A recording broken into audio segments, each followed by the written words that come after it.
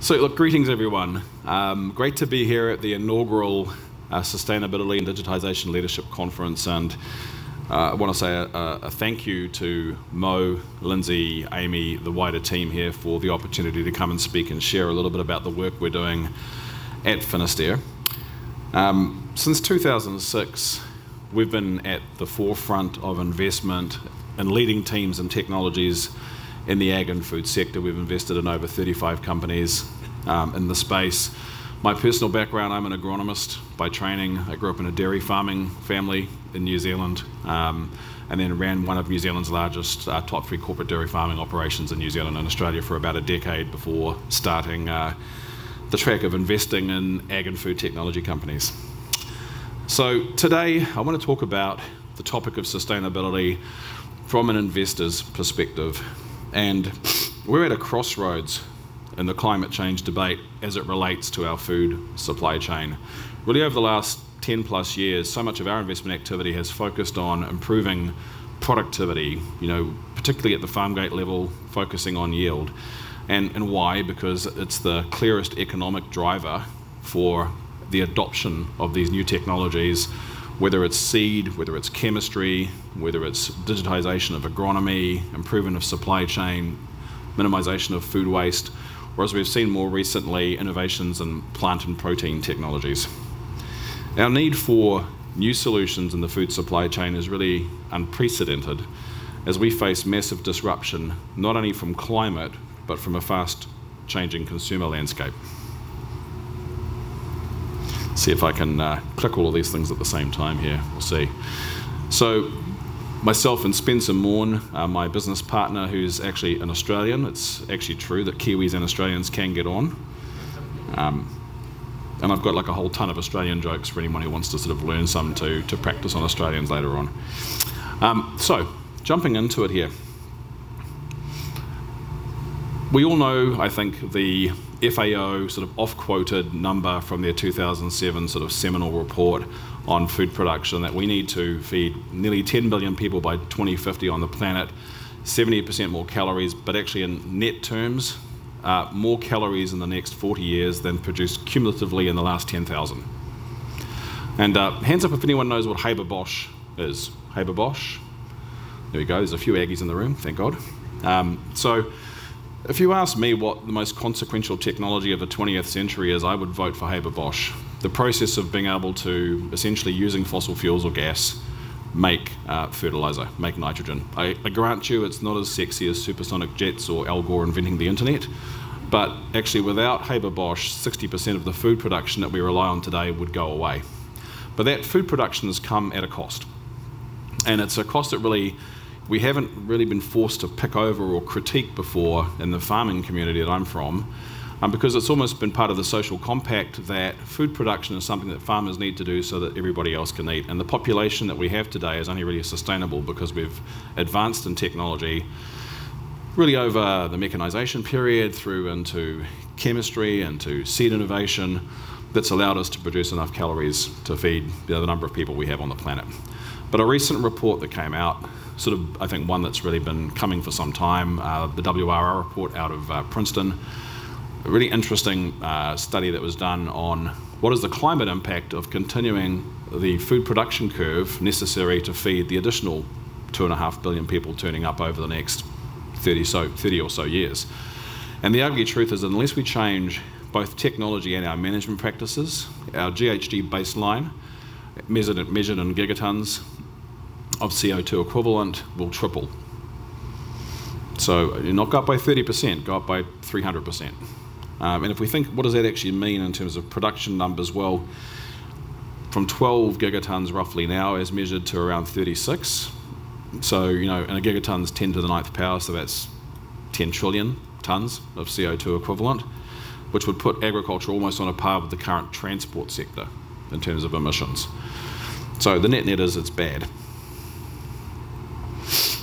And just perhaps to also reflect food demand, so that bottom left-hand corner, continues to really accelerate in all of the meaningful categories. So notwithstanding the expectation that we're going to see more plant-based diets, we're going to see plant-based proteins, actually the developing world is looking forward to their opportunity to chomp down on steaks and hamburgers, and chicken McNuggets and whatever else is going, just as much as the developed world. And so that demand is not going away for meat or meat substitutes, for those of you who think, that cellular agriculture is going to be a big thing, which it is. So this sort of raises the question that with, on the right-hand side, arable land increasingly a stressed resource. So despite, the efforts of certain countries to deforest, they're not producing enough acres to offset the population upswing. So we have to do things much more efficiently than we have in agriculture.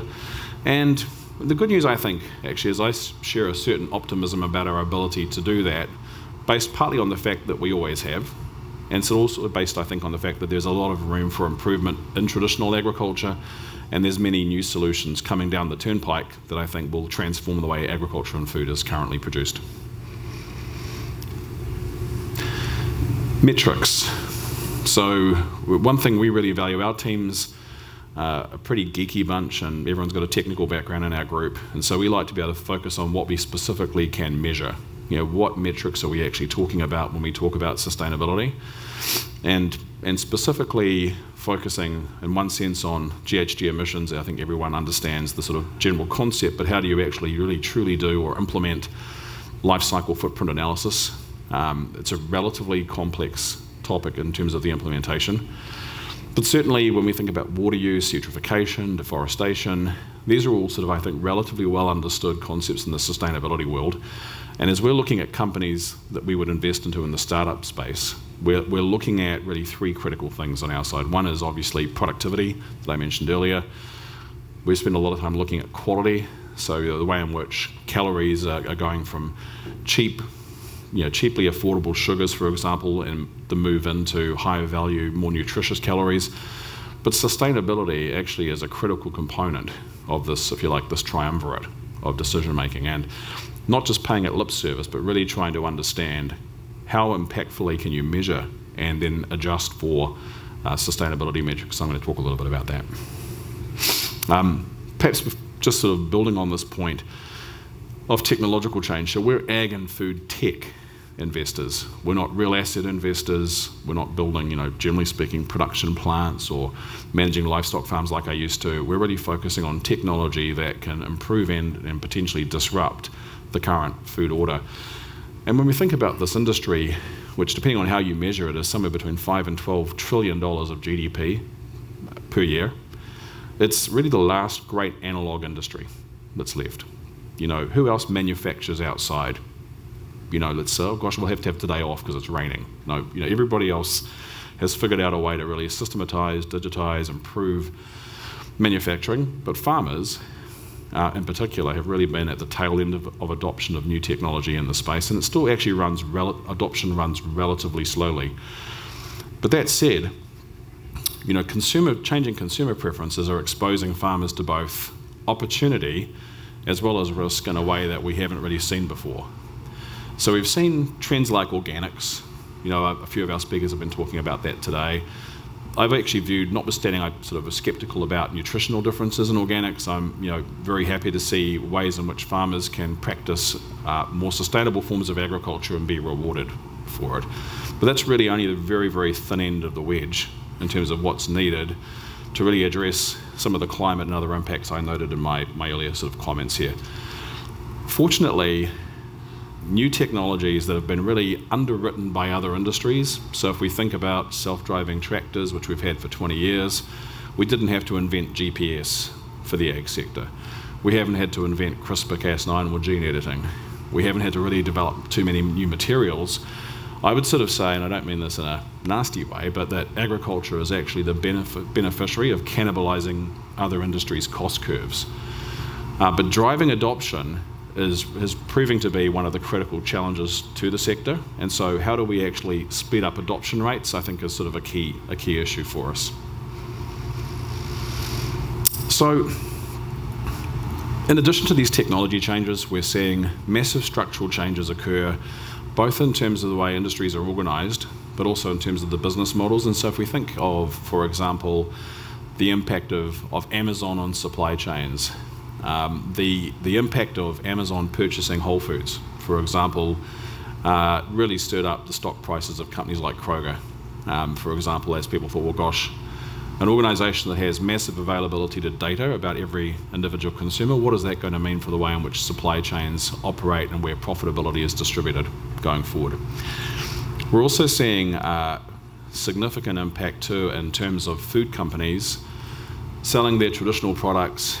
You know, I think one of our earlier speakers talked about Twinkies and storage and form factor. But the reality is, if you go into any supermarket, the first thing you're confronted with is fresh produce. Why? Because that actually has a bigger influence on your purchase decision than any other part of the store, followed by the dairy cabinet, followed by animal proteins.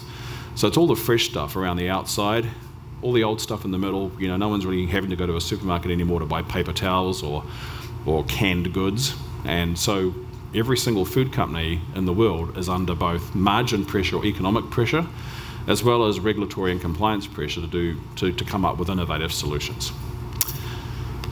And it's not a surprise, actually, you've probably seen this, but certainly I have over the last decade. It's just been stunning to see the explosion of corporate VC investment, both in the ag sector as well as in the food sector, as large corporations are looking for innovation and sources of new technology, new thinking, new business models to reinvent their place in the food supply chain. And that extends increasingly to climate and consumer concern about environmental practices. So just a snapshot quickly on capital. We have a partnership with PitchBook. Some of you probably know that organisation, one of the leading research groups covering private equity VC investing. And over the last 4 years, we've been working through actually a process led by one of my colleagues, Ingrid Fung, who's here and speaking later on, focusing on investment going into the innovation sector. And it's spiked significantly. It's still, though, I get asked this question, do you think there's a bubble or is food and ag getting over-invested? And put it in context, the last 5 years, about $25.5 billion US has gone into VC investment in these two sectors, which is 1/10 of the investment that's gone into fintech. So when you think this is a $12 trillion industry and there's 25 billion, I mean, they sound like phone book numbers, but the reality actually is that the sector is massively underinvested relative to its impact. And if I think about how much of that's gone into sustainability as the primary reason, it's a tiny fraction of the number. The main drivers are still economic. So what does that mean for our investment philosophy? I think what we have to do is look at sustainability as an and component of every investment we make.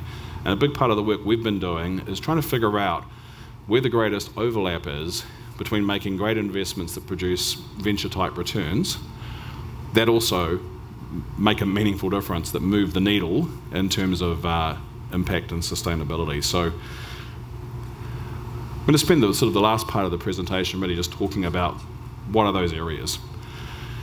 And so going back to my earlier comments, on the left there, the 2012 baseline, the 2050 expected baseline in terms of GHG impact. Pretty ugly reading. The single biggest move the needle opportunity in terms particularly of investment themes continues to be crop production intensification, and this, I want to stress, is in relation to traditional agriculture. I'll come on to talk a bit about plant-based, cellular and so forth in a second. And what a lot of studies fail to recognise is that improvement, which has been really achieved over the last 20 years, around 2% year-on-year productivity improvement, is not a given. You know, technology investment, whether it's in crop protection, for example, the move to biologicals is a really interesting thing that we're seeing. The move towards improved genetics. These are things that actually have to be invested in order to make an impact and to offset basically what will otherwise occur, which is a significant increase in GHG load. And so a big chunk of our investment thesis continues to be in, whether it's specialty crops, whether it's in row crops, is looking for ways to drive greater efficiency in the system of production, of which there is massive room for improvement. If we even just think about the way in which we use water, the way in which we use fertilizer and nutrients, you know, we're significantly still inefficient in the use of these critical inputs. For a host of reasons I won't have time to get into today, some of which are public policy driven, including pricing water, or even pricing CO2 for that matter. But stepping all of those things out of this this is not a policy discussion, this is an agronomic one. Where are the opportunities for both investment and for greatest impact? Nutrient use efficiency, even though this gets quoted a lot, so just moving along to the right, actually, there's 200 million metric tons roughly of fertilizer applied every year. About 100 million of that runs off or gets volatilized. So we're only about 50% efficient at best, and probably less than that. There's massive opportunity for improvement there, but actually, in terms of its net impact on GHG production, it's relatively minor. So we're doing work in this area, but from a pure impact standpoint, it's not as strong as, say, crop production intensification. One area I want to spend a little time on really is this overlap here between what we're calling climate neutral meat production. So most people have probably heard about methanogens and livestock emissions. So methanogens, a group of Kiwi scientists discovered these microbes in the rumen that essentially produce methane, which is a particularly nasty GHG. Actually, for those of you who might be making jokes about cow farts, there's actually no cow farts, it's technically cow burps. Just want to put that one straight, very important. And so when you think about opportunities to reduce livestock emissions, a ton of work is going in to figure out how to offset methanogens in the rumen. Is one very clear area where you could lower the livestock. Let's call it emissions contribution. On the flip side though, we also have an explosion of investment in plant proteins. So, everyone's very familiar, I'm sure, with companies like Beyond, Impossible, and a host of competitors stroke imitators on the plant protein side. One of the areas we're most interested in actually is the area of cellular agriculture or cultured proteins. I think probably even more so than indoor farming and production of leafy greens and vegetables inside. When you think that livestock's north of $1 trillion annually in terms of GDP, and there's a huge knock-on effect of producing row crops to feed those animals, the ability to produce cellular-based proteins, we think, is potentially the moonshot moment of both food and ag technology. Incredibly complex to overcome, but I'm not sure if any of you have seen the Rethink X think tank report recently. A good friend of mine, James Arbib, is involved in that whole program, and I think while it's maybe aggressive in terms of its timeline and scale, I think the consequence can't be ignored that if there is a pathway to, say, sub $5 a pound cellular ag production in terms of proteins, and certainly they're postulating sub 2, it completely rewrites the livestock production landscape. Not only that, if you think of the knock-on effect, how much money gets spent producing row crops to feed to those animals, how much money gets spent on fertilizer to make the row crops, then what the land is worth, just in smallholder farms in the US alone, is $2 trillion on the balance sheet. What happens to all of those assets if that entire supply chain gets disrupted? It leaves me in two minds. One is a farmer thinking, holy hell, the future doesn't look that great for people that actually own and manage large tracts of land. But on the flip side, I think making nutritious, affordable proteins that could be consumed by the world without the GHG load that livestock production implies sounds pretty good. I think the end point we have here is going to be a bit of both. Multi-trillion-dollar industries like agriculture are not going to go down without a fight, and that's a good thing, by the way, both for us as investors and for all of you in this ecosystem.